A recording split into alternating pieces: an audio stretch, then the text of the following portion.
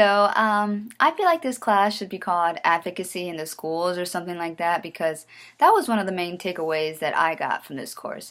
The importance of advocacy, being there for those students, especially as school counselors, being their advocate, being their support system, being there for them because a lot of times these students might not have anyone there for them. They might not have anyone on their side, just saying you can do it or helping them, being that stepping stone, giving them the resources that they need, the support that they need to succeed. So that's definitely something that I took away from this course.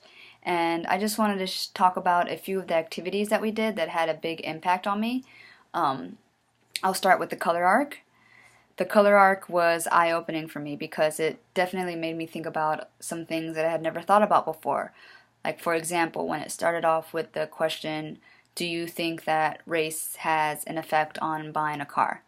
My immediate initial reaction was no. Why would it have an effect on buying a car? You have the money, you go get the car.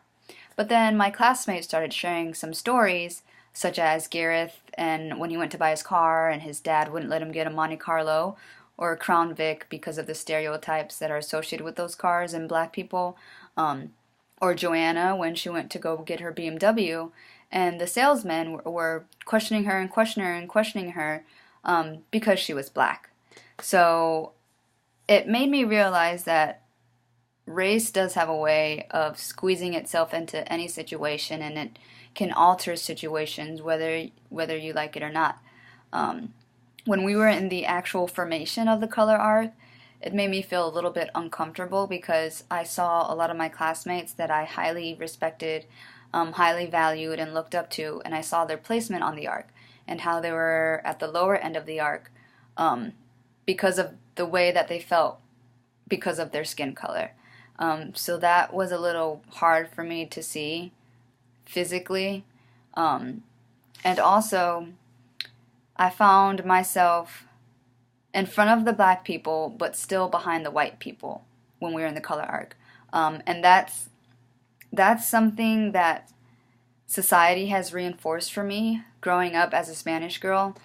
Being tan-skinned, I'm still better than the morenos, as my culture would call them, which is black people. I'm still better than the morenos, but I'm not as good as the white people. Um, so the color arc just kind of reinforced that message that I hear from society, and it was kind of unreal and uncomfortable. I remember growing up and hating the way that I looked. I wanted so badly to be a white girl. I wanted lighter skin. I wanted light, pretty eyes, light hair. Um, I felt like society would just treat me better if I looked that way. And I feel like I would have had more chances, more opportunities if I looked that way.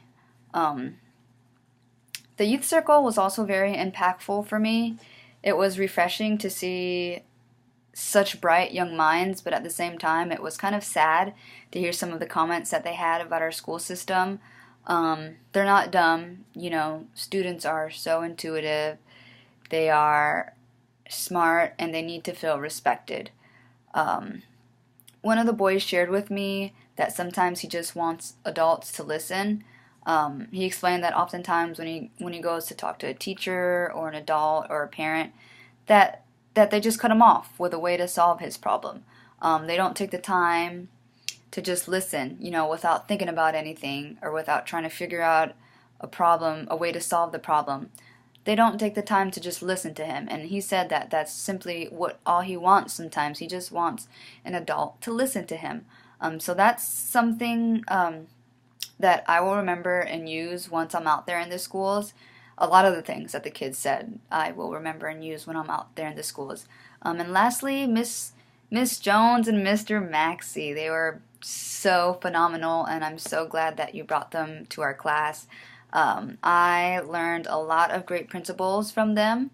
Um, Miss Jones spoke about building relationships and the importance of that interaction and how that's one of the most important things that she sees in school counselors.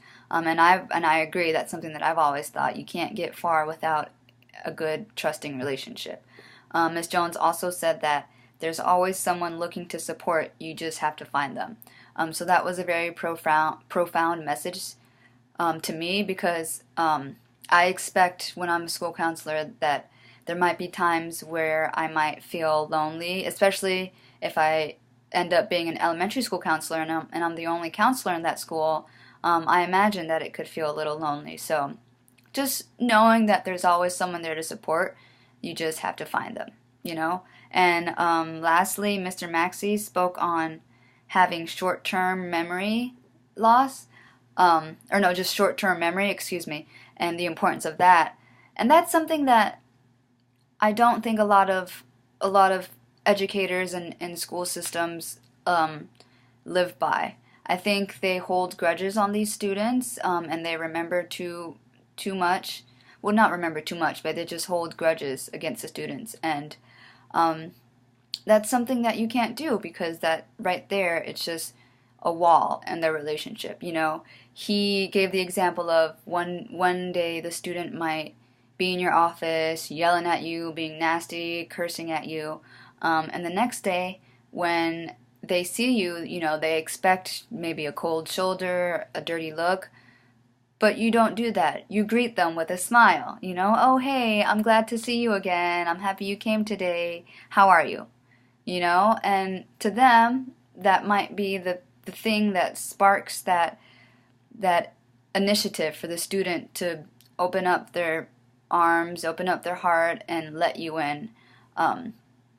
So I really enjoyed Mr. Maxey and Miss Jones. So thank you for having them, and I really enjoyed this class. Have a good one.